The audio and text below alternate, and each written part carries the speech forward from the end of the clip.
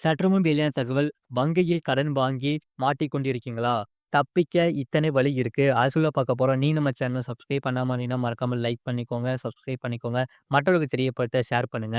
EMI பிரச்சனையில் இருந்து தப்பிக்க நீங்கள் இந்த விருப்பங்களை பயன்படுத்தலாம். யாருக்கும் எந்த பிரச்சனையும் இருக்காது. கடன் தொல்லையில் இருந்து விடுபடலாம். வங்கியில் வாங்கிய கடனுக்காக இஎம்ஐ தொகையை செலுத்த முடியாமல் சிரமப்படுபவர்கள் இந்த வழிகளை பயன்படுத்தலாம். எந்த பிரச்சனையும் இருக்காது. பண நெருக்கடி என்பது யாருக்கு எப்போதும் ஏற்படும் என்றே தெரியாது. பண நெருக்கடியை சமாளிக்க பெரும்பாலும் வங்கிகளில் கடன் வாங்குகின்றன. கடன் வாங்கிய பிறகு சில காரணங்களால் இஎம்ஐ செலுத்த முடியாமல் போகிறது. இது சிவில் ஸ்கோரை மோசமாக்குகிறது. நிதி அழுத்தத்தையும் அதிகரிக்கிறது.